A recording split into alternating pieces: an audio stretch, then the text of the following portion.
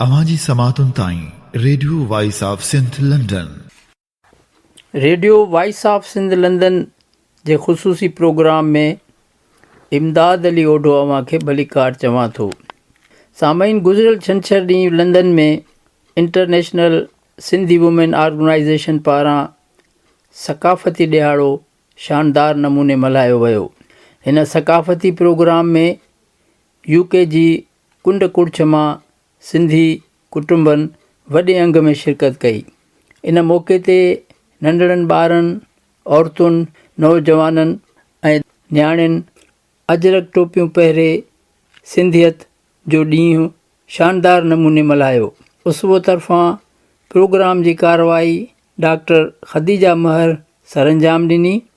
इन मौक़े ते उसवो जी chairperson doctor Humera Soomro, barrister Sassui लगारी, Rubina Shaikh, doctor Manzoor Ahmed Memon, doctor Abdul Latif Soomro, doctor Hidayat Bhutto, doctor कादिर सरकी 120 मुल्कनि में वञी हो जमालो रिकॉर्ड कंदड़ शानदार गीत, वॾो मान हासिल कंदड़ उमर मेमण, डॉक्टर ज़फ़र ख्वाजा, ज़ीनत ख्वाजा, डॉक्टर फ़हद मेमण ऐं दुआ रहमान तक़रीरूं कयूं ऐं radio voice of Sindh London सां ॻाल्हि ॿोल कई आहे।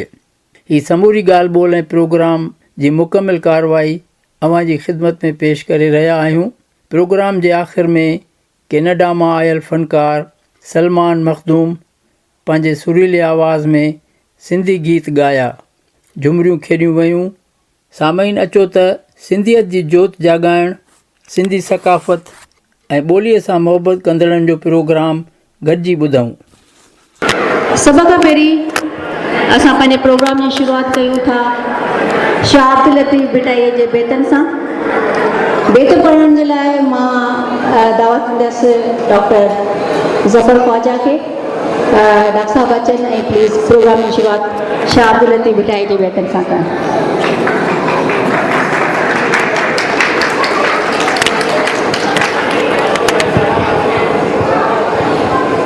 अस्सलामुअलैकुम जी दोस्तों,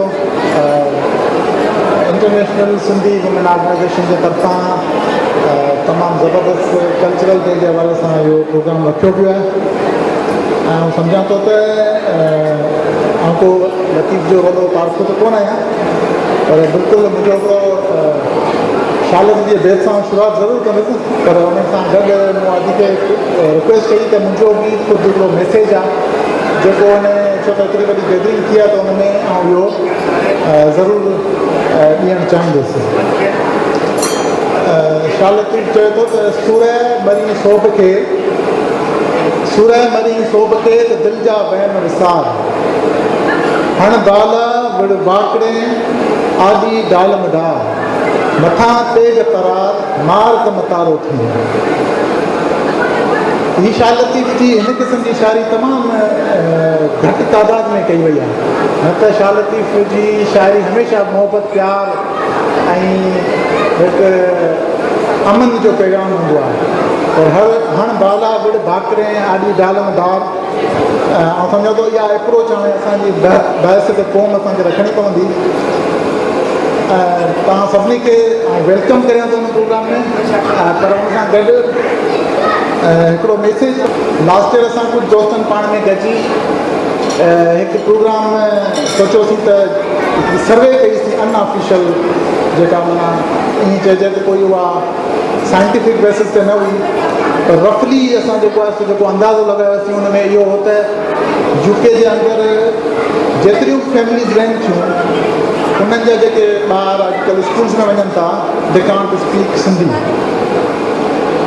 अच्छा, हाणे उनजो ज़रूरु त इन जा प्रॉब्लम्स जेके आहिनि उहे असां सम्झूं था। बीइंग एन ओवरसीज़ सिंधी, असां इहो सम्झूं था त असांजो ॿार सिंधी छो नथो ॻाल्हाए सघे, छो त उहो ॿी जो जेको 50% खां मथे टाइम उनखे स्कूल में गुज़ारणो पए थो, त हुते इंग्लिश थी अची घर अचनि था त जेको मीडियम आहे उहो वरी इंग्लिश आहे, त they feel comfortable in speaking in Sindhi in English.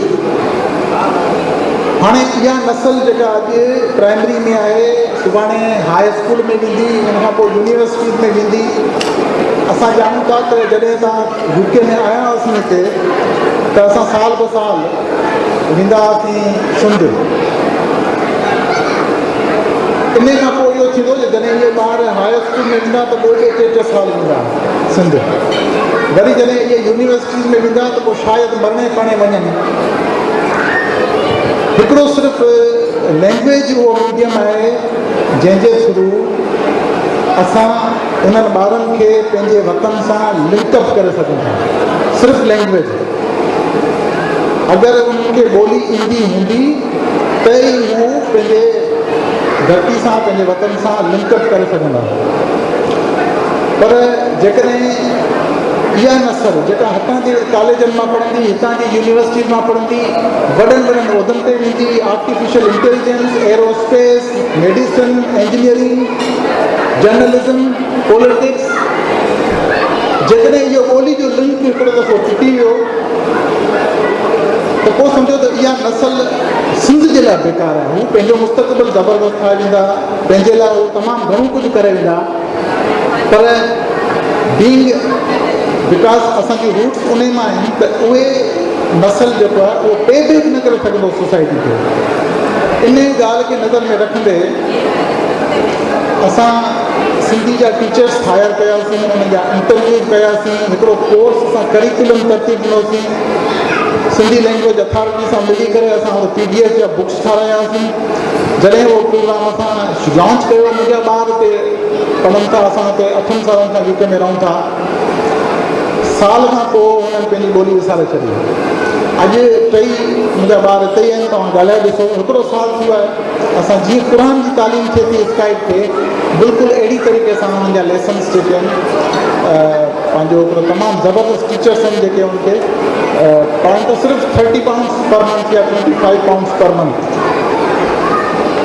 त अॼु उन्हनि खां तव्हां ॻाल्हाए ॾिसो, ऐं कॉन्फिडेंस सां चवां थो त मुंहिंजा ॿार बिल्कुलु सिंधी ॻाल्हाइनि था, फ्लुएंट सिंधी ॻाल्हाइनि था। ऐं आउं चाहियां थो त जेके बि हिते फैमिलीज़ रहनि थियूं, £25, £20 का एॾी वॾी रक़म कोन्हे। ऐं उहे टीचर्स बिल्कुलु हिकिड़ो लिटरेट टीचर्स आहिनि। करिकुलम असां ख़ुदि मिली करे ठाहियो आहे। तव्हांखे रिक्वेस्ट आहे, मूंसां मुंहिंजो WhatsApp नंबर तव्हां वटि आहे, जंहिं वटि न आहे उहो मूंखां वठी लाहे, पंहिंजा ॿार रजिस्टर करायो। उहो ॿार जेको पंहिंजी ॿोली सिखंदो, तव्हां साल ब साल पाकिस्तान वञो था, कॾहिं किंजर जे किनारे ते, कॾहिं कंहिं महफ़िल में, जॾहिं उनखे उहो इमोशनल अटैचमेंट थी वेंदी उन राग सां, उन क्लासिकल मौसीक़ी सां, शालती जी शाइरी सां, त ई उन्हनि जो जेको आहे सो इमोशनल जेको आहे कॉन्टेक्ट जुड़ंदो। अदरवाइज़ तव्हां फॉरगेट, तव्हांजी जनरेशन हिते आहे, जॾहिं हीअ जनरेशन वॾी थींदी they will forget everything about Sindh. हा, असां सिंधी हुआसीं, ख़तमु। अगरि चाहियो था त हीअ ॿार तव्हांजा पे बैक कनि उन सोसाइटी खे, जॾहिं हितां जे यूनिवर्सिटी मां पढ़ी कंहिं वॾे उहिदनि ते पहुचंदा त पोइ सिर्फ़ु ऐं सिर्फ़ु हुनजो वाहिद तरीक़ो लिंक करण जो लैंग्वेज आहे। तव्हां सभिनी जी वॾी महिरबानी। ऐं आउं अॼु खदीजा जो ऐं हुमेरा जो तमामु ज़बरदस्त प्रोग्राम अरेंज कयो आहे। चाहियां थो त हाणे प्रोग्राम हुनखे बाक़ाइदा तरीक़े सां शुरू कजे। महिरबानी। महिरबानी अदा, थैंक यू सो मच। जी बिल्कुलु, लैंग्वेज जी पंहिंजी हिकिड़ी अहमियत आहे। तव्हां ॾिठो हूंदो, अगरि लैंग्वेज जी अहमियत न हुजे हा त अहिड़नि मुल्कनि में इवन असां जॾहिं वेस्ट में वञूं था, यूरोप में वञूं था या US वञूं था, तव्हांखे पहिरीं हिकिड़ो लैंग्वेज जो एग्ज़ाम ॾियणो थो पवे। जर्मनी हुजे, फ्रांस हुजे, जिते बि वञो त पंहिंजी अहमियत, पंहिंजी लैंग्वेज जी अहमियत तमामु वॾी आहे। तव्हां जंहिं मुल्क में वञी सेटल थियो था, तव्हांखे हुते उतां जी ज़बान सिखणी पवे थी, उतां जा एग्ज़ाम्स ॾियणा पवनि था, हुननि जी लैंग्वेज में तव्हांखे सिखी करे उन सोसाइटी जो पार्ट थियणो पवे थो। त लैंग्वेज जी ज़बान क़ौमी जेका तव्हांजी मदर टंग आहे उनजी ॾाढी वॾी अहमियत आहे। पर जीअं त मां ॾिठो आहे, असांजा माण्हू इन शइ ते एतिरो फोकस नथा कनि। ऐं जॾहिं त मां ॾिठो आहे, माउ पीउ इवन उन्हनि जा ग्रैंड पेरेंट्स बि जेके सिंधी आहिनि पर उन्हनि जा ॿार सिंधी नथा ॻाल्हाइनि, इहा हिकिड़ी तमामु अफ़सोस जी ॻाल्हि आहे। पर अदा ज़फ़र जहिड़ा माण्हू जेके एफर्ट्स वठी करे अहिड़े क़िस्म जूं कोशिशूं कनि था ऐं हिकिड़ो एॾो ईज़ी कोर्स तरतीब ॾिनो आहे जेको स्काइप ते ईज़ीली अवेलेबल आहे ऐं तमामु हिकिड़ी थोरा सा पैसा भरे अगरि ॿार उहो कोर्स वठनि अधु कलाक जो क्लास का एॾी वॾी शइ कोन्हे अगरि इन प्रोग्राम खे सक्सेसफुल कयो त घर वेठे ॿार तव्हांजा सिंधी ॻाल्हाए सघनि था ऐं मां पेरेंट्स खे स्पेशली ऐं ग्रैंड पेरेंट्स खे रिक्वेस्ट कंदसि इन शइ खे इनजी अहमियत खे सम्झनि ऐं पंहिंजे ॿारनि सां एटलीस्ट घर में सिंधी ॻाल्हाइनि छो जो स्कूलनि में फ्रेंड्स में ऐं ॿाहिरि निकिरण खां पोइ तव्हांजो ॿार उहे ई बि उन मुल्क जी लैंग्वेज सिखी वेंदो जीअं असां हिते आहियूं इंग्लिश त एनीवे सिखी वेंदो पर अगरि तव्हां ॿारनि सां पंहिंजी लैंग्वेज घर में न ॻाल्हाईंदो त तव्हां पंहिंजी ॿोली उहो कॾहिं बि कोन ॻाल्हाए सघंदो त इन शइ जी वॾी अहमियत आहे। हाणे असां प्रोग्राम जी बाक़ाइदा शुरूआत कयूं था। सभ खां पहिरीं मां इनवाइट कंदसि डॉक्टर हुमेरा सूमरो खे chairperson international Sindhi women organization खे त अची करे प्रोग्राम जी शुरूआत कनि ऐं असांजे गेस्ट खे वेलकम कनि। हुमेरा सूमरो।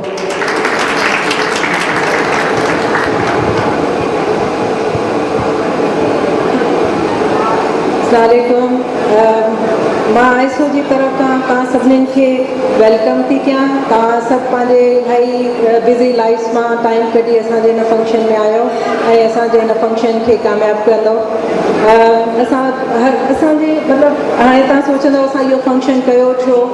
हिकिड़ो ज़मानो जॾहिं असां नंढा हुआसीं जॾहिं असां इंग्लैंड में शिफ्ट थियासीं त इलाही थोरी कम्यूनिटी हूंदी हुई ऐं उन में इहो हूंदो त असां सभु जेको आहे हर फंक्शन जेको आहे गॾु गुज़ारंदासीं जीअं ईदूं हुजनि कंहिंजा बर्थडेज़ हुजनि कॾहिं फैमिलीज़ नंढियूं हुयूं थोरी फैमिलीज़ हुयूं त सभु हिक ॿिए जे घरनि में असांजो टाइम स्पेंड थींदो इलाही कम्यूनिटी असांजी जेका हूंदी क्लोज़ निट हूंदी।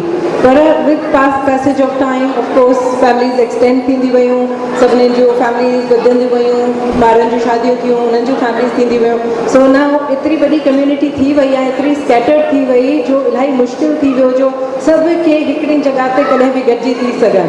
पोइ असां सभु आइसो जे तरफ़ खां सोचियोसीं त भई हाणे ॿिया फंक्शन त इलाही थियनि था जंहिंमें मतिलबु कुझु कल्चरल त कोन हूंदा आहिनि पर डिफरेंट फंक्शन्स पर उन्हनि में इलाही तकरीरूं हूंदियूं आहिनि जिते फैमिलीज़ कंफर्टेबल न थींदियूं आहिनि माण्हुनि जा ॿार बि न अची सघंदा आहिनि। सो असां सोचियोसीं आइसो जे तरफ़ खां त असां को अहिड़ो फंक्शन रखूं जंहिंमें सॼियूं फैमिलीज़ अची सघनि ऐं जंहिंमें एज़ अ फैमिली ऐं पंहिंजे कल्चर खे प्रमोट करे सघूं। ऐं पोइ वरी असां सोचियो त छो न बेस्ट टाइम इहो ई हूंदो त जेको अजरक टोपी डे आहे या कल्चरल डे आहे उनखे असां गॾिजी गुज़ारियूं पाण में ऐं उन में असां जो मक़सदु इहो बि आहे त असांजो जेको कल्चर आहे जेको हाणे स्लोली एंड ग्रेजुअली ख़तमु थींदो थो वञे असांजा ॿार जेके आहिनि जेके हिन मुल्क में पैदा थिया उहे त बिल्कुलु बि पंहिंजे लैंग्वेज पंहिंजे कल्चर पंहिंजे रूट्स खां बिल्कुलु वाक़िफ़ ई कोन्हनि। सो असांजो इहो ई हो त भई हिन फंक्शन में असां पंहिंजे कल्चर खे प्रमोट कयूं पंहिंजे ॿारनि खे इहो ॾेखारियूं त तव्हांजूं रूट्स छा आहिनि पंहिंजे लैंग्वेज में ॻाल्हायूं पंहिंजा ड्रेसअप करे अचूं पंहिंजा कपिड़ा पायूं पंहिंजे म्यूज़िक ॿुधूं सो ऐं पोइट्री डिफरेंट असां कॾहिं कॾहिं डिफरेंट टॉपिक्स ते ॻाल्हाईंदा बि आहियूं हुते। सो उहो ई असांजो मक़सदु हो त असांजा ॿार जेके आहिनि ऐं असांजो कल्चर जेको आहे उहो हलंदो रहे ऐं उहो अॻिते बि असांजे ॿारनि खे बि उहा आइडिया हुजे त छा आहे। सो इहो ई असांजो मक़सदु आहे ऐं हाणे असांजी कोशिशि हूंदी त एवरी ईयर वांगुरु हिन फंक्शन खे बि कामयाबु कयूं। सो इलाही सारियूं शयूं आहिनि पर हिन दफ़ा असां थोरो सो पंहिंजे फंक्शन खे घटि एक्टिविटीज़ कयूंसीं छो जो असां ॾिठोसीं त जेके माण्हू ईंदा आहिनि उहे पाण में मिंगल करणु चाहींदा आहिनि पाण में ॻाल्हाइणु चाहींदा आहिनि हिक ॿिए सां छो जो इलाही न्यू माण्हू अचनि था त असां उन्हनि खे बि इनवाइट कयूं था त माण्हू अची करे पाण में मिलनि हर कोई हिक ॿिए खे सुञाणणु लॻे त जीअं अॻिते बि उहो पाण हिक ॿिए में कॉन्टेक्ट्स रखी सघनि। हिन साल जेको आहे ही साल जेको हुयो असांजी हिते लंडन कम्यूनिटी में काफ़ी डिफिकल्ट ईयर रहियो छो जो असांजे काफ़ी हिन ईयर में इलाही क्लोज़ फैमिली फ्रेंड्स में इलाही सारियूं डेथ्स थियूं इंक्लूडिंग असांजी फ्रेंड असांजी भेण अफ़साना बुर्गड़ी जी ऐं उन जेका हुई असांजी हिकिड़ी वाइटल मेंबर हुई जेका हिन फंक्शन खे हिकिड़ो मतिलबु इलाही हिकिड़ो सुठो प्रेज़ेंटेशन कंदी हुआ हिकिड़ो हर दफ़ा हिकिड़ो ड्रामो प्रेज़ेंट कंदी खदीजा सां गॾु जंहिंमें मतिलबु हिकिड़ो हो त फनी प्रोग्राम हूंदो हुयो हिकिड़ो हिन में इलाही कॉमेडी बि हूंदी बट हुन जे पोयां हिकिड़ो हमेशह हिकिड़ो मक़सदु हूंदो हो जंहिंमें असां इहो पोर्ट्रे कंदासीं त असांजा कहिड़ा प्रॉब्लम्स आहिनि बैक होम ऐं पर अफ़सोस त हिन दफ़ा उहो असां तव्हांखे न ॾेखारे सघंदासीं so but still we'll try our best we can entertain you. At the end of the मुंहिंजे इन वेलकम में मां वरी बि तव्हां सभिनी जी थोराइती आहियां जो तव्हां आहियो.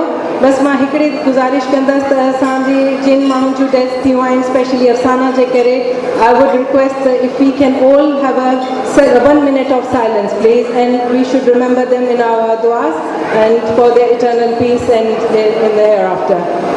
So can we have 1 minute silence please?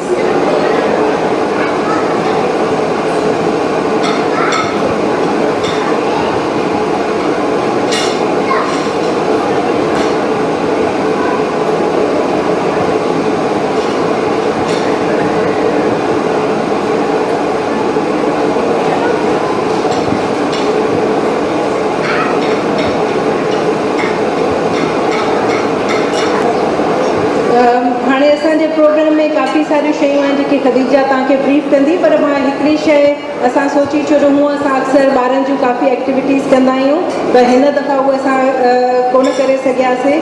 त थोरो घणो टाइम जी हुनजे रिस्ट्रिक्शन जे करे कुझु ॿार हाणे वॾा थी विया आहिनि त थोरा शाय बि थी विया आहिनि. सो असां हिकिड़ी सोचियोसीं त जेके बि ॿार सिंधी ड्रेसअप थी आया आहिनि असां हुननि जी हिकिड़ी परेड कराईंदासीं. सो उहे ॿार पंहिंजी माउनि सां अचणु चाहिनि त बि उहे पंहिंजी स्टेज ते अचनि. We just want them to be encourage त जेके उहे सिंधी कपिड़ा टोपियूं अजरक पाया आहिनि असां सभिनीनि खे ॾेखारियूं, उन्हनि खे इनकरेजमेंट ॾियूं. ऐं सो जेके बि पेरेंट्स इंट्रस्टेड हुजनि पंहिंजे ॿारनि खे उहे अगरि प्लीज़ थोरो अॻियां अची वञनि त इलाही सुठो थींदो. ऐं इन सां गॾु मां सबक़ु पंहिंजे जेको असांजो सिंगर जेको आहे वीचारो असांजो कैनेडा खां आयो आहे ऐं वॉलंट्री ॻाइण जे लाइ असां वटि आयो आहे. सो मां उनजी इलाही थैंकफुल आहियां. सलमान मखदूम जी, तव्हां उनखे अॼु ॿुधंदा ऐं तव्हां हिनखे इंजॉय कजो. ऐं now I pass it on to Khadija. Thank U.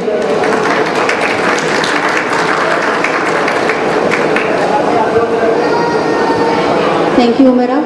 जेके बि ॿार इंट्रस्टेड आहिनि तव्हां उहे सभु केतिरे घर में गॾु थी वञो ताकी हाणे फ़िलहालु उनखां ॿारनि जो असांजे कैटवॉक कराईंदासीं. उनखां पहिरीं जीअं त असांजी ऑर्गनाइज़ेशन मोस्टली वुमेन इश्यूज़ खे हाईलाइट कंदी आहे ऐं उन्हनि ते ई कोशिशि कंदी आहे त कुझु न कुझु असां करे सघूं. सो अॼुकल्ह जे ॾिठो वञे ओवरऑल पूरे पाकिस्तान में स्पेशली सिंध में औरतुनि जा जेके बि इश्यूज़ आहिनि उहे तमामु वॾा तमामु वधी विया आहिनि ऐं कंहिं बि गवर्नमेंट जी न उहे प्रायोरिटी रहिया आहिनि.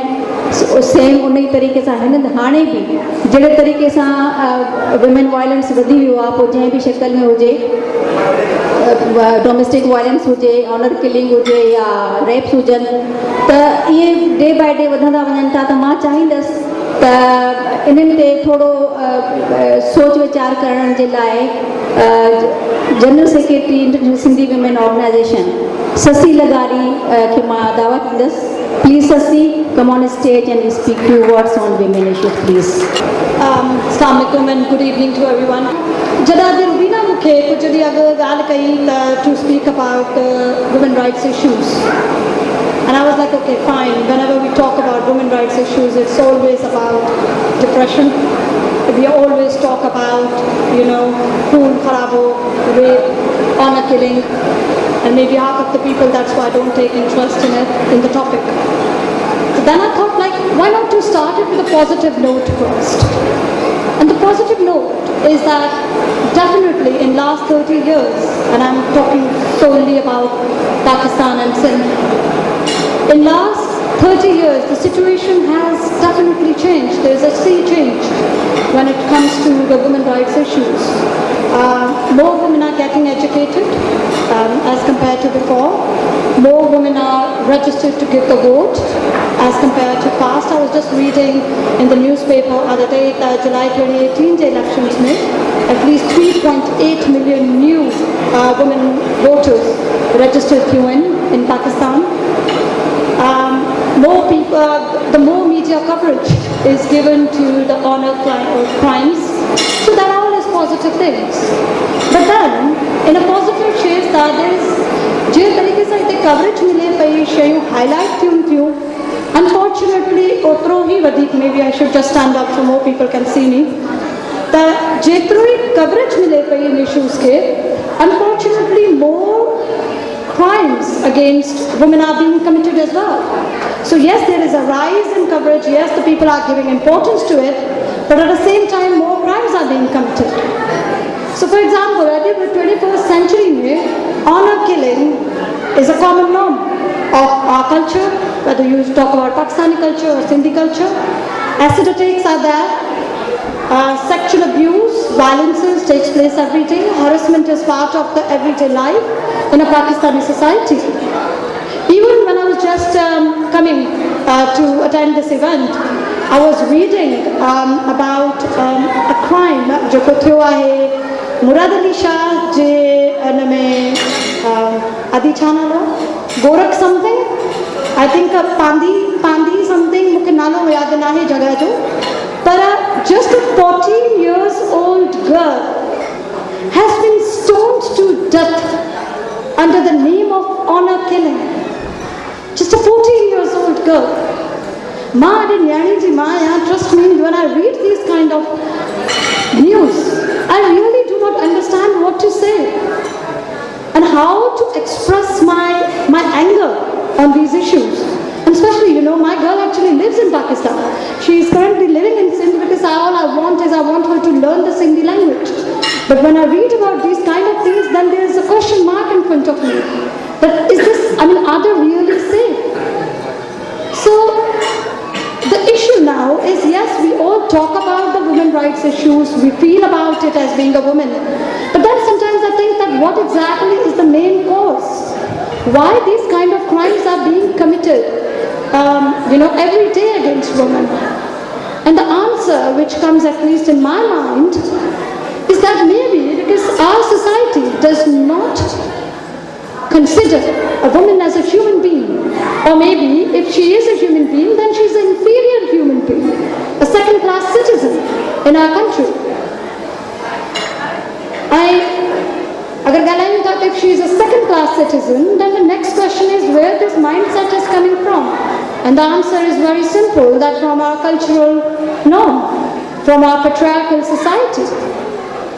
Even in the 21st century, a woman is considered as a commodity, जेको sell करे सकजे थी, buy करे सकजे थी. Even in 21st century, she is expected to follow the decisions of the family without questioning them. And don't get me wrong, I'm not saying that your daughter should not be obedient. They should not listen to you. Of course they should listen to you. अॼु बि असां traditional Sindhi culture में न्याणी खे सत क़ुरान चवंदा आहियूं, excellent concept. But छा तव्हां हुन सत क़ुरान न्याणी खे ओतिरी रिस्पेक्ट बि ॾियो था जेतिरी असां क्लेम था कयूं? That's a very important question to ask from ourselves. Now, we talk about it, we write about it, we hear about the women's rights abuses. The next question is, what exactly is a solution? Chakra, as being a Sindhi, मूंखे पंहिंजे पाण खां ऐं पंहिंजे क़ौम खां हमेशह हिकिड़ी शिकायत रहंदी आहे. We talk about problems, we highlight problems, but then at the same time, how many people actually take steps to solve the problems?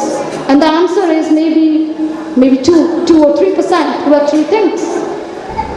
Here Ada जेको आयो सवेरे was talking about Ada Zafar, मुंहिंजे ख़्याल में नालो Ada जो. We all say, yeah, Ada.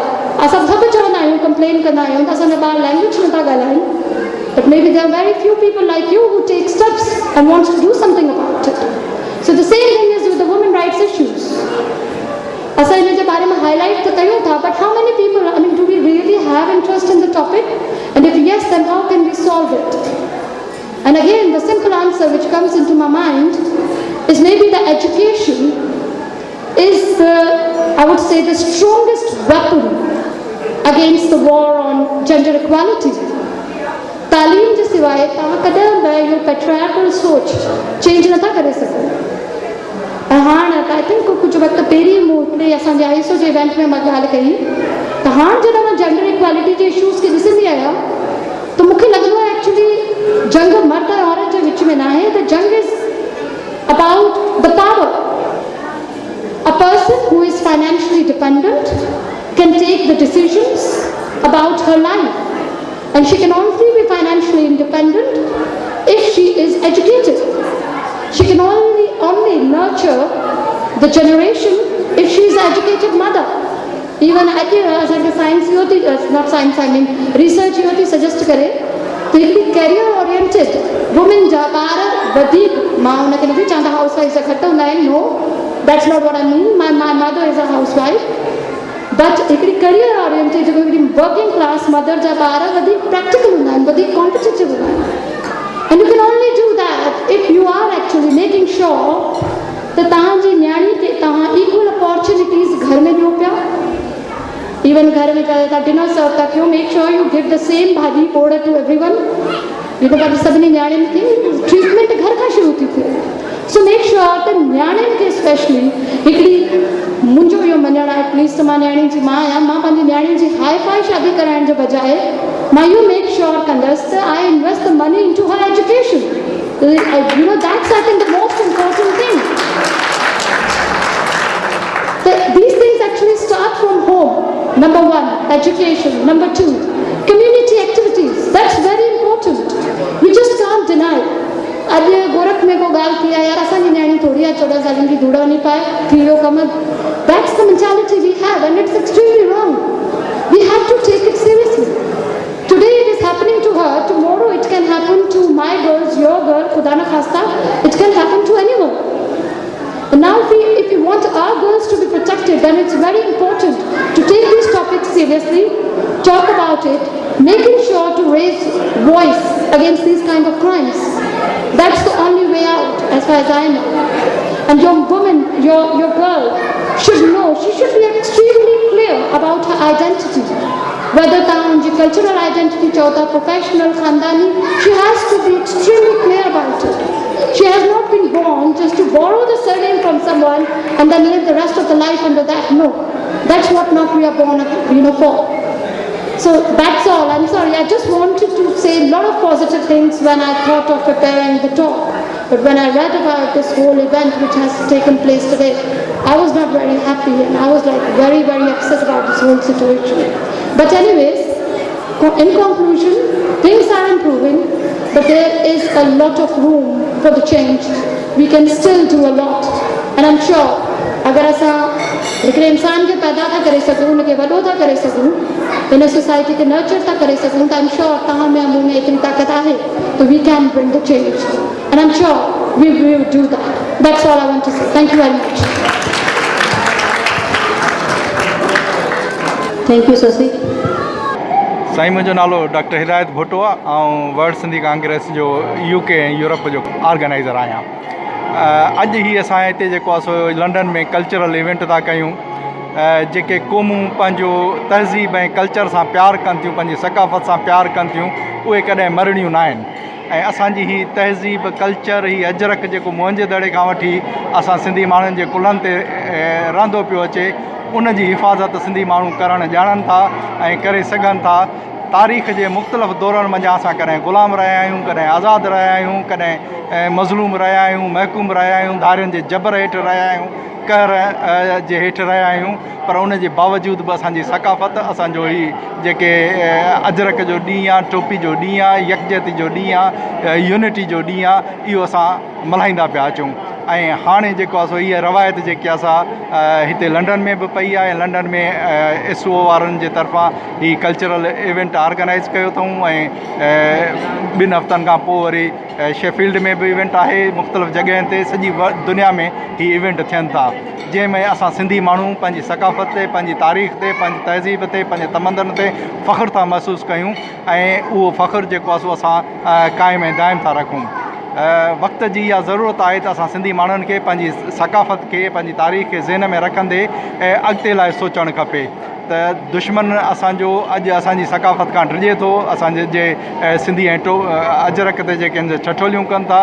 मिसाल हाणे जेके आहिनि सिंध यूनिवर्सिटीअ में जिन शागिर्दनि सकाफ़त जो ॾींहुं पिए मल्हायो, उन्हनि खे सप्रेस करण लाइ, उन्हनि खे हीसियाइण लाइ, उन्हनि खे ग़ुलाम करण लाइ जेके आहिनि उन्हनि ते केस खयां अथनि. त सॼी दुनिया में जेके आहे सकाफ़त खे उजागर कयो थो वञे. मिसाल जे तौर ते कैनेडा गवर्नमेंट जे तरफ़ां सकाफ़त जो ॾींहुं, सिंधी सकाफ़त जो ॾींहुं, उनखे जेके आहिनि ऑफिशियली मल्हायो थो वञे. पर पाकिस्तान जे अंदरि सिंध में ऐं उहो बि सिंध यूनिवर्सिटीअ में जेके आहिनि सकाफ़त जे ॾींहुं मल्हाइण ते जेके आहिनि शागिर्दनि खे जेके आहिनि हिसायो थो वञे, उन्हनि खे जेको आहे डिॼारियो थो वञे. त असांखे जेको आहे पंहिंजो पंहिंजी सकाफ़त ते फ़ख़्रु आहे ऐं असां दुश्मन जे हिन साज़िश में कॾहिं बि कोन ईंदासीं. असां ते जेतिरो प्रेशर कंदा तेतिरो जेको आहे सो माण्हू वधंदा। जीअं कंहिं चयो आहे त जीअं लुक लॻे तीअं रुक थियनि, ही माण्हू वेझो डुक थिया। त माना जेके आहिनि से असां जेके आहिनि से इन्हनि जे हिसाइण में, इन्हनि जे प्रेशर में या इन्हनि जे दबाव में अचण वारा न आहियूं। असां पंहिंजी सकाफ़त ते फ़ख़ुरु था महसूसु कयूं ऐं असांखे फ़ख़ुरु महसूसु करणु खपे। ऐं अॼु मां हिननि खे इसो वारनि खे उन्हनि खे जेको आहे सो मुबारक ॾियां थो त हुननि जेको आहे सो ही सकाफ़त जो ॾींहुं लंडन जहिड़े शहर में जेके आहिनि से हर साल मल्हाईंदा पिया अचनि। उन्हनि पंहिंजी रवायत खे बरक़रार रखियो आहे।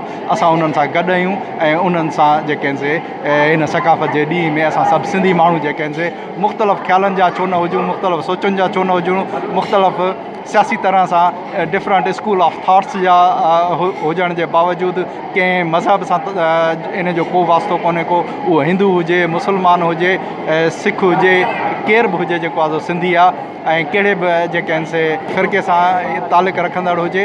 असां सभिनी जो ॾींहुं आहे, अॼु सिंधी जो ॾींहुं आहे, सिंधियत जो ॾींहुं आहे। असां सभु गॾु आहियूं ऐं यूनिटी असां पंहिंजो शो था कयूं। मां रुबीना शेख आहियां, वर्ल्ड सिंधी कांग्रेस जी चेयरपर्सन। ऐं अॼोके असां सपोर्ट कंदा आहियूं इंटरनेशनल सिंधी वुमेन ऑर्गेनाइज़ेशन खे त इनखे जेको आहे सिंधी एकता जे ॾींहं खे सेलिब्रेट कनि। ऐं इहो हिकिड़ो असांजे लाइ तमामु क़ौमी फ़र्ज़ बि आहे ऐं इहो तमामु ज़रूरी आहे हिन वक़्तु जिते असांजी नेशनल ऐं जेकी क़ौमियत जी शिनाख़्त आहे, क़ौमियत जी शयुनि ते जीअं जहिड़े नमूने हक़ मारिया था वञनि पाकिस्तान जी सराउंडिंग्स में, उन्हनि जे लाइ तमामु इहो ज़रूरी आहे। पर असांखे इन खां वधीक जेका ज़रूरत आहे उहा आहे UK में बि सिंधियत खे प्रोमोट करण लाइ, असांजी न्यू जनरेशन खे पंहिंजी हेरिटेज ऐं कल्चर खे जी शिनाख़्त लाइ इहे इवेंट तमामु ज़रूरी आहिनि। कादर सर की ॾाढी ख़ुशी थी थिए। लतीफ़ साईं फरमायो आहे त वगर कयो वतन पिरत न छिननि पाण में, पसो पखीड़नि माणा मेठ घणो। अॼु असांजी सिंध जी औरतुनि ऐं सिंध जी सूरमिन ही मेड़ कोठायो आहे ऐं हिन में असां सभिनी खे उन्हनि गॾायो आहे। हिन में सभ खां बहितर ॻाल्हि इहा आहे त असां जेके सिंध ॼाया आहियूं ऐं हिते आया आहियूं, असांखे त हर शइ जी कल्चर जी, पंहिंजे रीतुनि रिवाज़नि जी, रस्मुनि जी, हर शइ जी ख़बर आहे। पर ही जेके असांजा ॿार हिते ग्रो अप थियनि था, ही कल्चरल डेज़, ही मेला हिकिड़ो तमामु बहितरीनु ज़रियो आहिनि पंहिंजे ॿारनि खे पंहिंजे कल्चर, पंहिंजी धरती, पंहिंजे क़ौम ऐं पंहिंजे माण्हुनि सां ॻंढण जो। असां हे प्रोग्राम कराईंदड़ सभिनी पंहिंजी भेनरुनि खे जस था ॾियूं ऐं उमेदु था कयूं त अहिड़ा प्रोग्राम थींदा रहंदा जंहिंमें असांजा ॿार, असांजो नौजवान नस्ल पंहिंजे कल्चर सां जुड़ियो रहे। महिरबानी। अस्सलाम वालेकुम, मुंहिंजो नालो ज़ीनत आहे, ज़ीनत ख्वाजा, ऐं मां अॼु हिते international Sindhi women organization attend करण आई आहियां ऐं तमामु बहितरीनु अरेंजमेंट थियल आहे। ऐं मां सम्झां थी त हिन क़िस्म जी अरेंजमेंट ज़रूरु थियणु घुरिजे ऐं इन करे जो असांजी सिंधी सकाफ़त हिन ॿाहिरि मुल्कनि में तमामु ज़रूरी आहे त हीअ रिफ्लेक्ट थिए ऐं असांजा ॿार ऐं असांजी नस्लूं हिन जी सुञाणप थिए त सिंधी अजरक छा आहे, सिंधी कल्चर छा आहे, सिंधी ॿोली छा आहे। ऐं मां सम्झां थी त अहिड़े क़िस्म जूं फंक्शन ऐं तक़रीबात जेको आहिनि तमामु ज़रूरी आहिनि असांजे सिंधी कल्चर लाइ करे। महिरबानी जी। मुंहिंजो नालो दुआ रहमान आहे। असां इंटरनेशनल सिंधी वुमेन ऑर्गेनाइज़ेशन जे इवेंट में आया आहियूं। सुठी ॻाल्हि आहे छो जे करे असां पंहिंजे कल्चर खे सेलिब्रेट कयूं। सभु माण्हू आया आहिनि ऑल पार्ट्स ऑफ इंग्लैंड मां ऐं ख़ुशी थी थिए असां पंहिंजे दोस्तनि खे ॾिसूं था, सिंधी ॿोली बि ॻाल्हाए सघूं था। ठीकु आहे, थैंक यू वेरी मच। मुंहिंजो नालो डॉक्टर फ़हद मेमण आहे। हिते सिंधी वुमेन्स ऑर्गेनाइज़ेशन अरेंज कयो आहे सिंधी कल्चर डे लंडन में असां मल्हाए रहिया आहियूं ऐं इहो सुठो हिकिड़ो अरेंजमेंट आहे ऐं उहे ई क़ौमूं ज़िंदा रहंदियूं आहिनि जेको पंहिंजे कल्चर खे रोशना कराईंदियूं आहिनि, पंहिंजो कल्चरल खे मल्हाईंदियूं आहिनि ऐं त इहो सुठो आहे त सभु दोस्त असीं सिंधी गॾु थिया आहियूं हिते ऐं ॾाढो सुठो पियो लॻे। थैंक यू साईं। डॉक्टर लतीफ़ सुमरो ऐं मंज़ूर साहब असांजो सीनियर आहे जी जी ऐं डॉक्टर मंज़ूर मेमन जेको आहे सो दरअसल 1960 जेका LMC जी बैच पहिरियों इरशाद मोरियाणी ऐं काफ़ी असांजा उस्ताद प्रोफेसर उन ज़माने क्लास में साईं लंडन में मां त आयुसि 2005 में पर मूं हिते ॾिठो त परदेस में अचण खां पोइ वतन जी उकीर वधीक थिए थी ऐं सिंध हर वक़्तु यादि थिए थी ऐं अॼुकल्ह त ख़ैरु कम्यूनिकेशन जो जेको मीडिया आहे उहो एतिरो फास्ट थी वियो आहे जो असां पंहिंजे पाण खे सिंध खां ऐं पाकिस्तान खां परे सम्झूं कोन था पर पोइ बि जिते कमु था कयूं उथूं वेहूं था जिते असांजा पंहिंजा घर आहिनि पाड़े वारा ज़ाहिर आहे हिते अंग्रेज़नि जे मुल्क में आहियूं अंग्रेज़नि सां गॾु था रहूं ऐं अंग्रेज़नि सां गॾु कमु था कयूं ऐं हिते हीउ जेको लंडन आहे ख़ासि तौर ते इहो ॾिठो वञे त इन जेका आबादी आहे उहा हिकिड़े क़िस्म जो तव्हां ईअं सम्झो त हिते जेको आहे सो तव्हांखे यूरोप जा माण्हू मिलंदा जो ॾियारो अॼु जेको तव्हां मल्हायो पिया उहो कहिड़े तरीक़े सां सेलिब्रेट कयो पिया जेका नई टही आहे उनखे छा मैसेज ॾींदो हा ज़रूरु नई टही खे इहो ई मैसेज मिलंदो त माण्हू किथे बि हुजे पंहिंजी सकाफ़त खे पंहिंजे कल्चर खे कॾहिं कोन विसारींदो आहे ऐं इन लाइ त ख़ैरु शाह साहिब ख़ुदि खोड़ बेत चया आहिनि वतन जी उकीर ऐं जेको मारी ऐं मलीरत जेको शाह साहिब ॻायो आहे ऐं उन लाइ जेको सो उहे सभु ॻाल्हियूं यादि अचनि थियूं त हाणे इहो असां सभिनी सिंधियुनि जो असां महसूसु कयो आहे ऐं ख़ासि तौर ते नौजवान तबिको जेको आहे उहो हर साल कंहिं न कंहिं तरह सां पोइ भली खणी रेडियो वॉइस ऑफ सिंध वारनि जी जेका तकरीब हूंदी आहे उहा हुजे सिंधी सकाफ़त जो ॾींहुं हुजे सिंधी टोपी अजरक जो ॾींहुं हुजे अॼु जीअं असांजूं औरतुनि या हिमत कई आहे त उन्हनि बि हिकिड़ी एसोसिएशन ठाही आहे उनजे तरफ़ां इहा सकाफ़त जो ॾींहुं मल्हायो थो वञे माना त सुजाॻी रुॻो सिर्फ़ु मर्दनि में कान्हे पर औरतुनि में बि आहे ऐं न सिर्फ़ु रुॻो मर्दनि खे वतन जी उकीर या मुहबत या सिंध सां मुहबत आहे पर औरतुनि खे बि मुहबत आहे ऐं जेके नंढा ॿार आहिनि त सघो त उहे हाणे आहिस्ते आहिस्ते उन माहौल में अची महसूसु कनि था त सिंध छा आहे ऐं असांजी सिंधी ॿोली छा आहे असांजो सिंधी कल्चर छा आहे महिरबानी महिरबानी डॉक्टर मंज़ूर मेमन साईं वॾी ॻाल्हि जेका आहे त सिंध जी सकाफ़त लाइ जेकर सिंध में वधीक तइलीम हुजे उन ते वधीक ख़्यालु मुंहिंजो हूंदो आहे त जंहिं वतन सां आया आहियूं उन ॻोठ जी कुझु ख़िदमत कजे इन ॻोठ में आई हॉस्पिटल मूं के 10-15 साल थिया आहिनि उन में लॻाई आहे ऐं सिंधी स्कूल उते मीरापुर में कयो आहे ऐं उहे जेके उते ख़ुशि था थियनि त उहा ॾिसी हिते वॾी ख़ुशी थी थिए त असां जेके कुझु कंट्रीब्यूट कयूं त सिंध में कयूं त उते तइलीम वधे त वधीक इहो असांजे लाइ इहो मुनासिबु थींदो हिते हिन मुल्क में वेही रहण करण जो साईं सिंधी जो मुस्तक़बिल जेको आहे उहो तमामु ॾुखियो थिए थो जेकर तव्हांखे उते तइलीम कान्हे तइलीम बिल्कुलु कुझु कोन्हे ऐं पाकिस्तान में यूनेस्को जे मुताबिक़ 180 आउट ऑफ 221 कंट्रीज़ में उन में लिटरेसी आहे त सिंधी जी त पाण वधीक ख़राबु आहे त भिटाईअ जा ॻोठ बेत कीअं सम्झ में ईंदा जेकर तइलीम कान्हे त तइलीम जेका आहे पहिरीं आहे असांजे लाइ ज़बरदस्त उसूल हुअणु घुरिजे त तइलीम पहिरीं सिंध में कजे त पोइ असांजो कल्चर हमेशह लाइ ज़िंदा रहंदो जे तइलीम निकिरी वेंदी त अफ़सोस आहे त कल्चर बि निकिरी वेंदो त सिंधी जी ख़िदमत करणी अथव त उते तइलीम करायो छोकिरियुनि जी तइलीम तमामु नाज़ुक आहे तंहिं करे उहो जेको उन ते वधीक माण्हू ख़्यालु करे त इन में सिंधी अॻिते हली वधीक जेका आहे कल्चर ज़िंदह रहंदो रहंदो। महिरबानी। डॉक्टर अब्दुल लतीफ़ सूमरो त वाझाए वतन खे आऊं जे हित मुयास त मढ़ मुंहिंजो सूमरा कज पवारनि पास मुयाई जियास जे वञे मढ़ मली रहे। सो असांजी हिते हक़ीक़त करे त उहा ई कैफ़ियत आहे साॻी जेका मारवी जी कैफ़ियत हुई। हालांकि मारवी जेका असां यानी एतिरो वतन खां परे बि कोन हुई कि बचे कुझु ॻोठनि जो फ़ासिलो हो, पर उन ज़माने में एतिरा कम्युनिकेशन जा कोन हूंदा हुआ, असांजूं कोन हूंदियूं।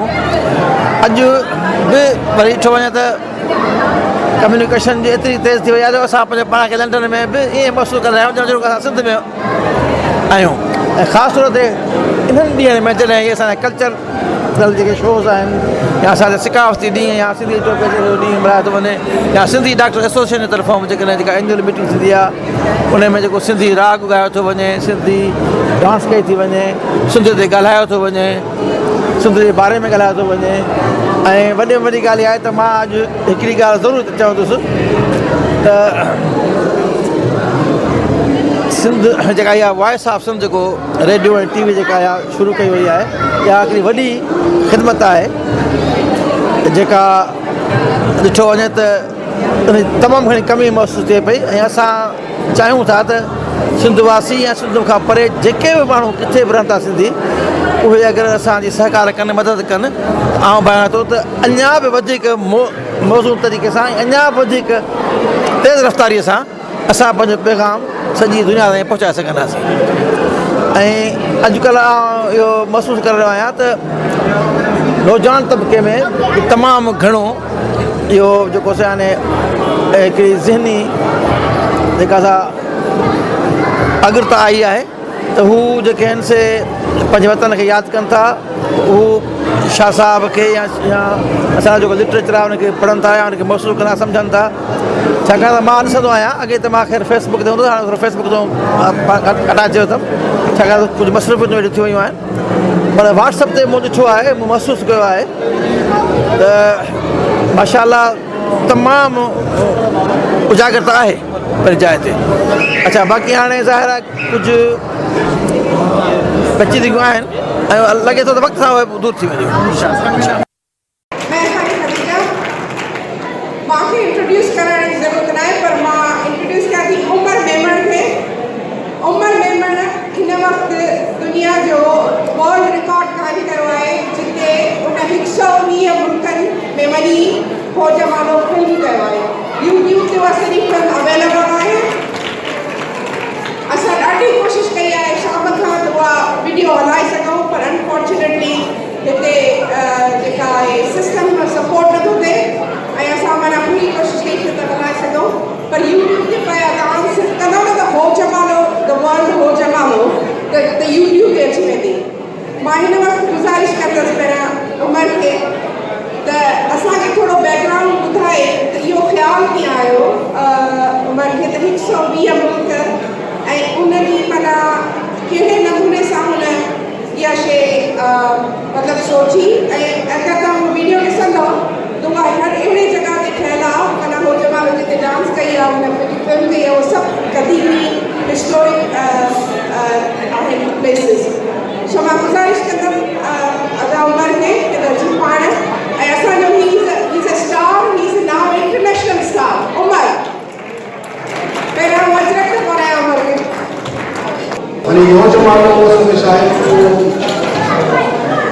रुजुन आपका सवाल कयो त ख्याल कीअं आयो तव्हां हाणे ख्याल उसमें शायद जो इंसान सोचींदा आहियूं त कॾहिं कॾहिं त ज़िंदगी जे कहिड़े हिसे में तव्हांखे या फोटो थींदी आहे त मां हासिल छा कयो आहियां if I achieve anything proud of so in this सिलसिले में दुनिया मूंखे लिखो लिखी पिया ऐं दुनिया पूरो थी विया पर सफ़ा पूरो थी वियुसि त पोइ हुन में पंहिंजो कंहिं नेशनल होम या कंहिं रिटायर होम में या कंहिं क्लास ट्यूशन कमरे में वेठा हूंदासीं अहिड़ो पाण खां सुवाल कंदुसि त मां ज़िंदगी में छा हासिलु कयो सवाइ 9 to 5 जॉब करणु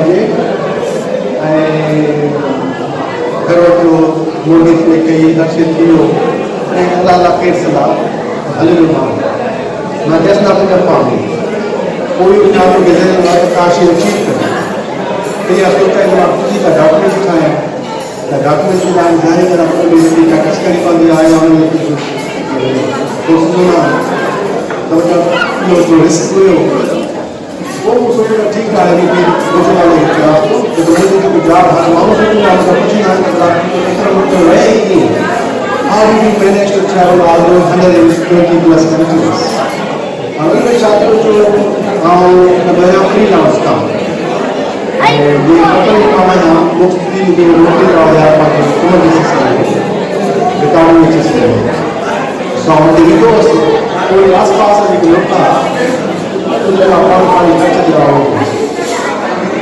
इसको कवर करेंगे ये सारा लेकिन क्योंकि पेरिस में कम होता है पेरिस के आसपास भी मुल्क का रहते हैं वैसे बेल्जियम के नेशनल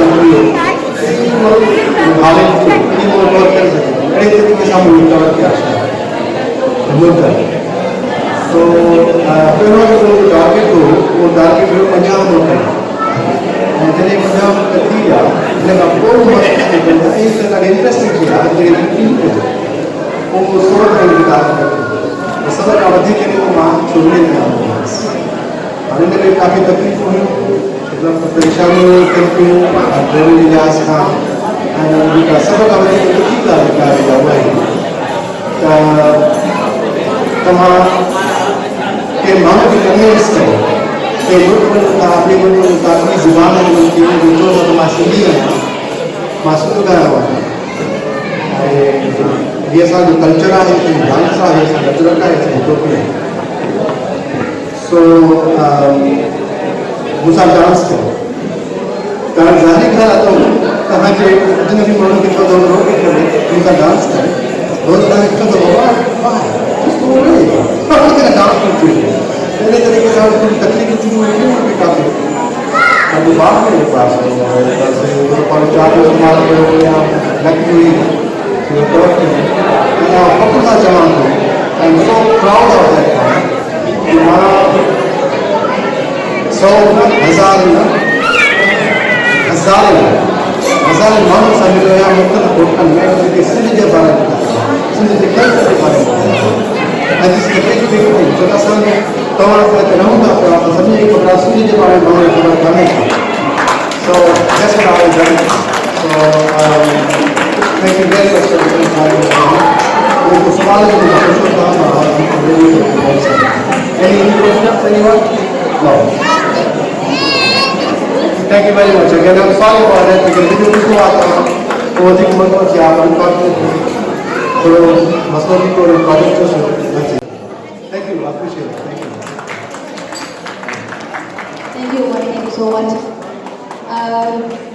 ये तो हमारे वो जमाने के 120 कंट्रीज में वीडियो ठाहिया सो असां बि सोचियो से हो जमानो खे सेलिब्रेट कयूं हो जमानो एॾो सॉन्ग आहे जेको जे कोई भी खुशी जो फंक्शन हुजे शादी हुजे फंक्शन हुजे कोई भी सेलिब्रेशन हुजे हो जमाने खां सवा मुकमल न थींदी आहे असांजी नेक्स्ट परफॉर्मेंस हो जमाने जी आहे होपफुली तव्हां सभई इंजॉय कंदो पर प्लीज़ पंहिंजे ॿारनि खे थोरो संभालियो छो जो हिते वाइट सैनिन में ट्रिप थी पिया त मूंखे डपु लॻी सघे थो हाणे जेके जेके ॿार इंट्रस्टेड आहिनि फैंसी ड्रेस शो में ऐं स्पेशली जेके कल्चरल आउटफिट्स पाया आहिनि अॼु उहे सभु हिकिड़े साइड ते अची वञनि मां ॾिसां थी अॼु ॿार ॾाढा सुठा सुठा तयारु थी आया आहिनि ऐं अजरक टोपियुनि में गजनि में ऐं सिंधी बर्थनि में मां चाहींदसि सभई ॿार हिकिड़ी साइड ते अचनि ऐं असांखे ॾेखारनि त असांजी जेका कोशिशि अॼु खां 6-7 साल पहिरीं शुरू थी हुई जॾहिं असां हे प्रोग्राम कल्चर खे प्रमोट करण जे लाइ शुरू कयोसीं कल्चर ऐं लैंग्वेज खे तॾहिं असां वटि पंहिंजे पाण जे लाइ कल्चरल आउटफिट्स कोन हुया पर अॼु मां ॾिसां थी ॿार इलाही तयारु थी आया आहिनि ऐं सुठी तयारी करे आया आहिनि ऐं पूरा सिंधी माण्हू लॻनि था पिया त मां चाहींदसि त सभई अचनि जेके सफ़ा नंढड़ा आहिनि उहे भले पंहिंजे पेरेंट्स सां गॾु मदर सां या फादर सां गॾु अचनि ऐं जेके ॿिया आहिनि त उहे ॿार पाण अची करे हिकिड़ी साइड खां अचनि ऐं आस्ते आस्ते ॿी साइड खां लही वञनि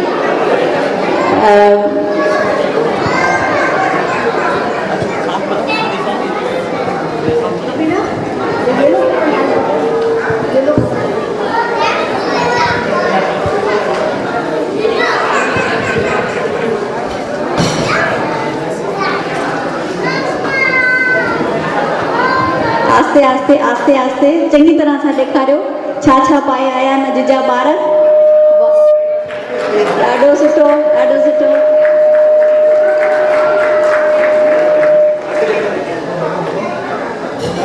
ॾाढो सुठो। अचो हा हा वाह ब्यूटीफुल, वाह सिंधी मर्द ऐं सिंधी छोकिरी, ज़बरदस्त, ब्यूटीफुल आउटफिट, ज़बरदस्त, थैंक यू। वाह सिंधी टोपी अजरक,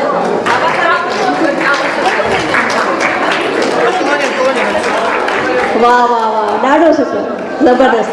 ऐं सभई ॿार हिते ई बीहो, तव्हांजे लाइ गुडी बैग्स आहिनि, बैग्स आहिनि तव्हांजे लाइ, तव्हां साइड में थी बीहो। सभई ॿार जेके बि पार्टिसिपेट कनि था उहे सभु हिकु जॻह ते बीहंदा वञनि गॾु। ज़बरदस्त, ब्यूटीफुल।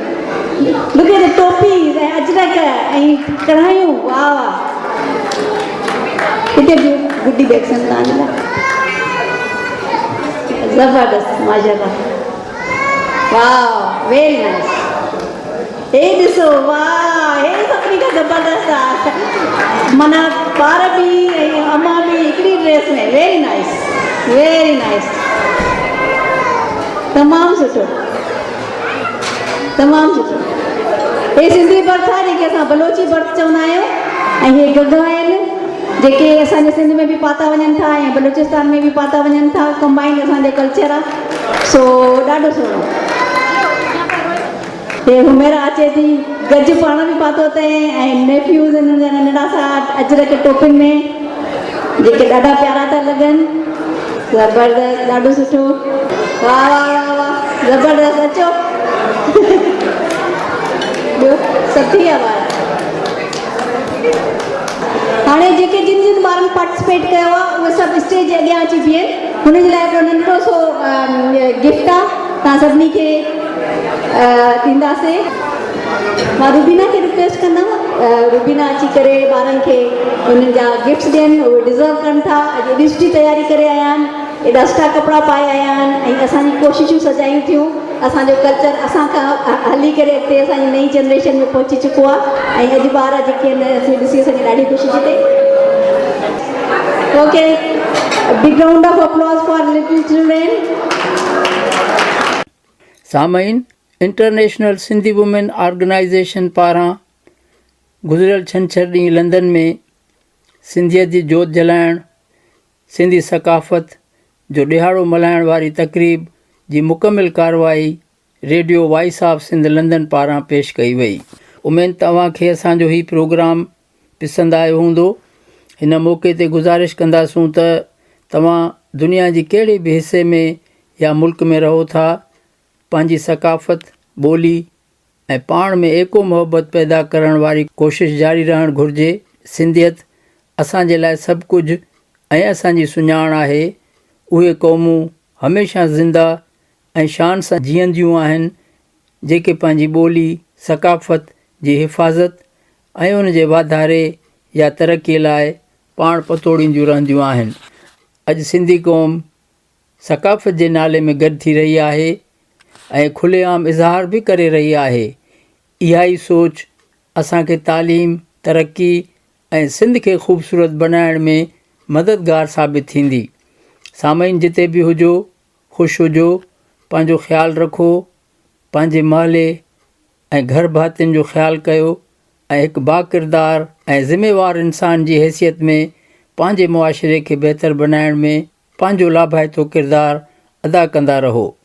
प्रोग्राम जी पुॼाणीअ ते पंहिंजे मेज़बान इमदाद अली ओढो खे इजाज़त ॾींदा। शाल सिंध आबाद ऐं ख़ुशहाल थिए, सिंधी माण्हू सुखियो ऐं सताबो थिए, सदाईं गॾु।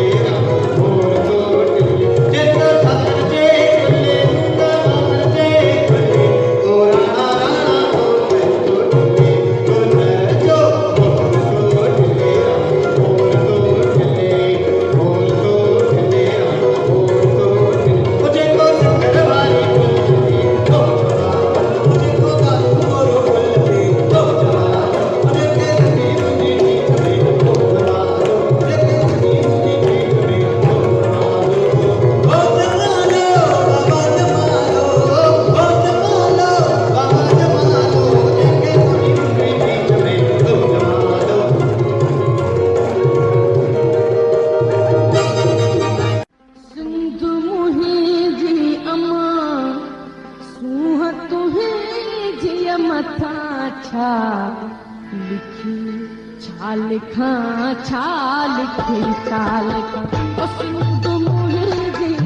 दुनिया जा सिंधियो हिक मुठ थी सिंध बचायो।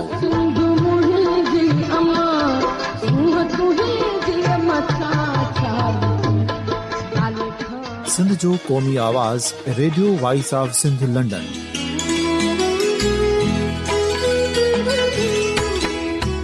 Radio voice of Sindh London पंहिंजी नशरियात में सिंध जी सियासत, समाज, इक़्तिसादियात, तारीख़, क़ौमी उमंगुनि ऐं अख़लाक़ियात मुतलिक़ सिंध जी हक़ीक़ी तर्जुमानी कंदे प्रोग्रामनि खे असराइतो बणाइण लाइ सिंध जे घण घुरनि ऐं धरतीअ सां प्यार कंदड़ अदीबनि, दानिश्वरनि, सहाफ़ियुनि, उस्तादनि, वकीलनि ऐं हर तबिके जे मानवारनि सजणनि खे सिंध में शऊरी इनकलाब लाइ सहकार जो सॾु ॾियूं था। अचो त गॾिजी सूफ़ियुनि ऐं संतनि वारी सिंध जो ओज हिकु मुठ थी वरी वापसि आणण वारे सफ़र जा साथारी बणिजऊं।